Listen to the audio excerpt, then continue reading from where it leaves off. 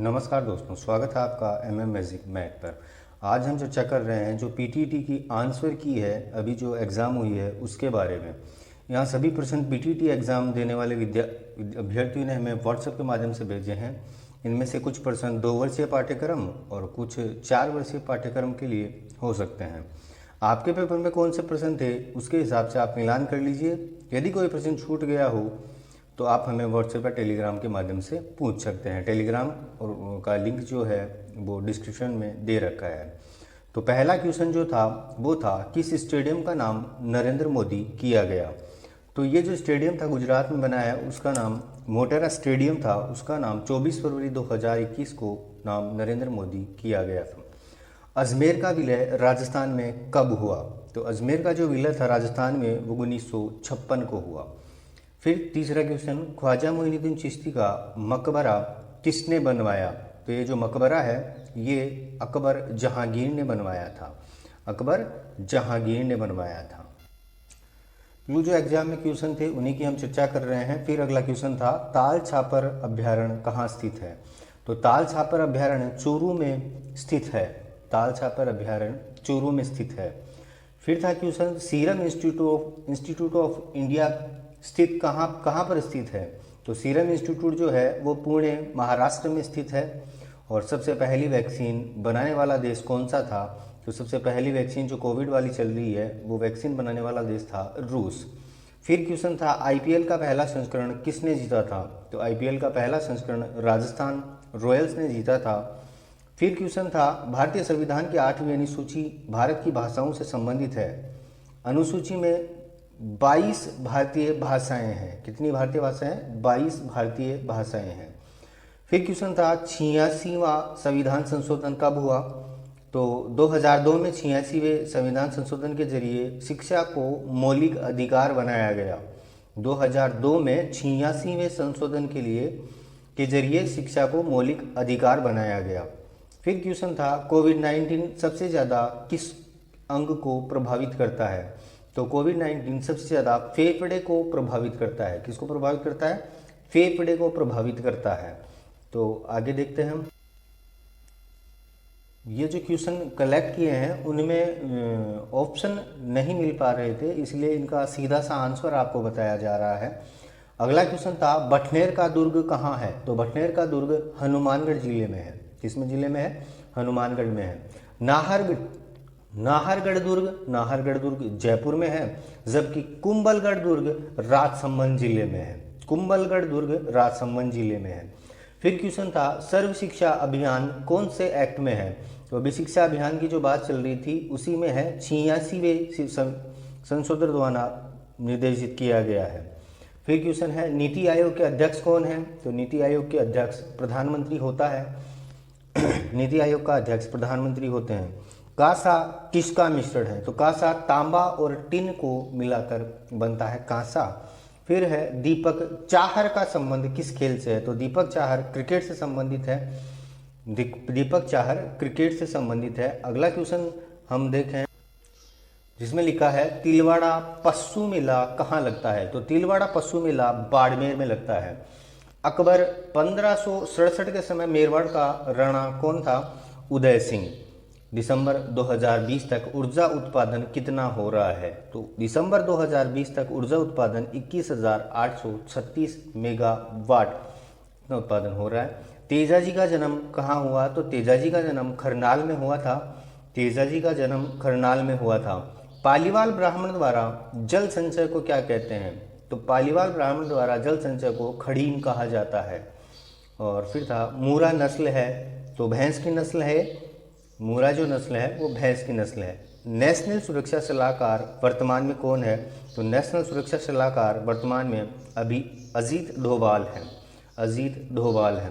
यदि आप फिर आगे क्वेश्चन लिखा है, मयूर ध्वज गढ़ किस दुर्ग को कहा जाता है। तो मयूर ध्वज गढ़ मेहरानगढ़ किला है, उसी को कहा जाता है। मोतीलाल तेजावत का संबंध था, एक किसान आंदोलन से संबंध था मोतीलाल तेजावत का। अमृता देवी मृग वन स्थित है।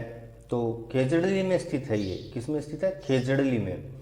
फिर बात करते हैं अगले क्वेश्चन की। तो उड़न गिलहरी कहाँ पाई जाती है? तो सीता माता अभ्यारण्य में अधिक मात्रा में उड़न गिलहरी पाई जाती है। और राजस्थान का राज्य पुष्प रोहिड़ा है, जो कि आपको पता होगा। पिछोला झील स्थित है, तो पिछोला झील उदयपुर में स्थित है। पिछोला झील उदयपुर में स्थित है।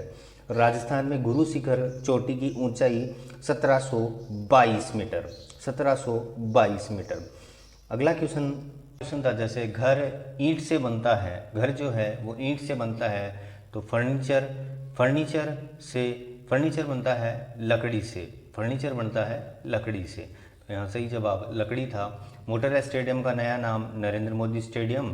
फिर तगड़ी कहाँ पहनी जाती है? तो तगड़ी जो पहनी जाती है वो कमर पर पहनी जाती है।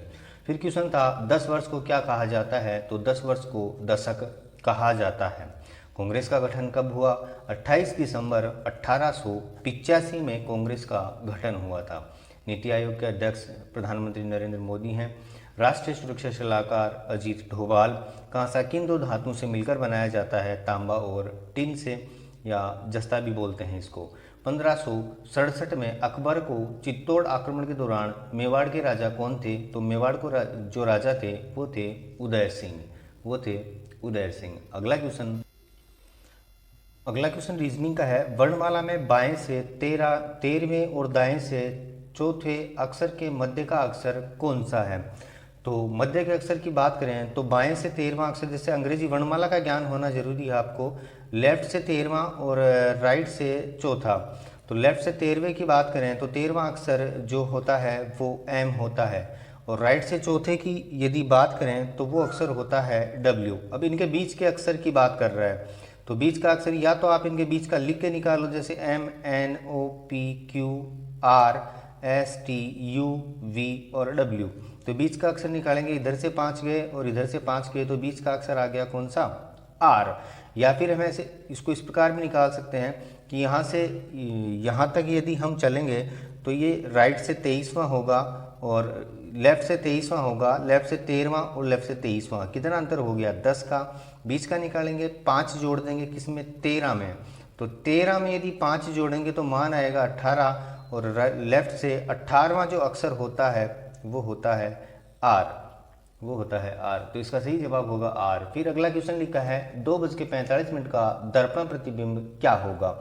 तो दर्पण प्रतिबिंब हम जब निकालते हैं तो 11:60 में से घटा देते हैं 9:45 को, और वही आपका जवाब होगा। तो यहाँ घटाते हैं तो यहाँ पे होगा 5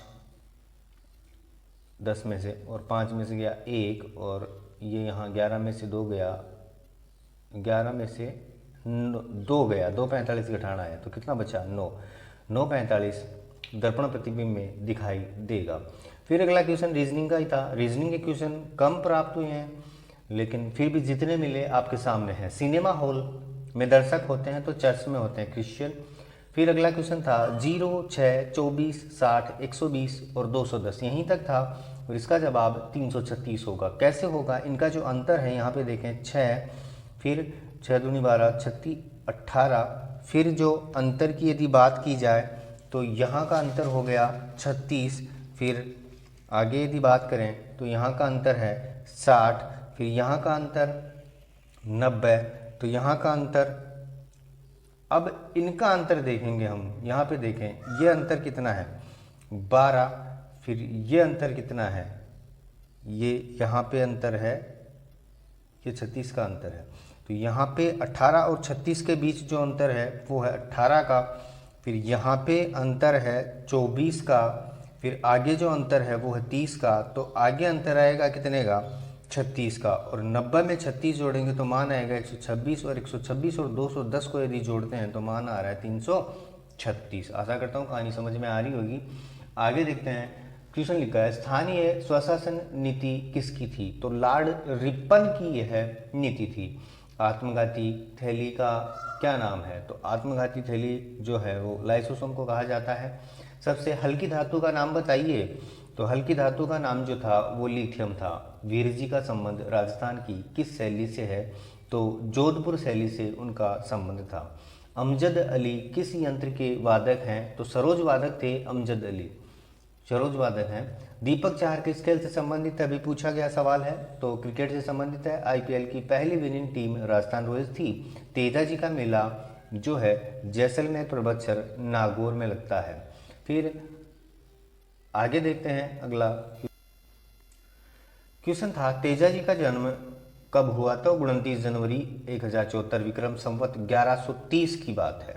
वंश भास्कर के लेखक सूर्यमल थे। कुंभलगढ़ कहाँ है? तो राजसमंद में है।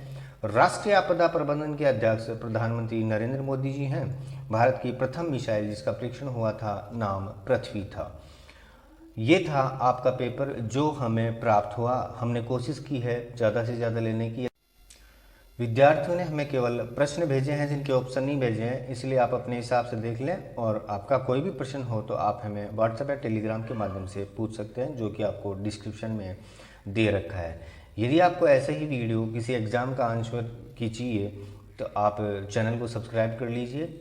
यदि अच्छा लगे लाइक करें और जिसको ज़रूरत है वहाँ तक इस वीडियो को पहुँचा दें। धन्यवाद। जय हिंद।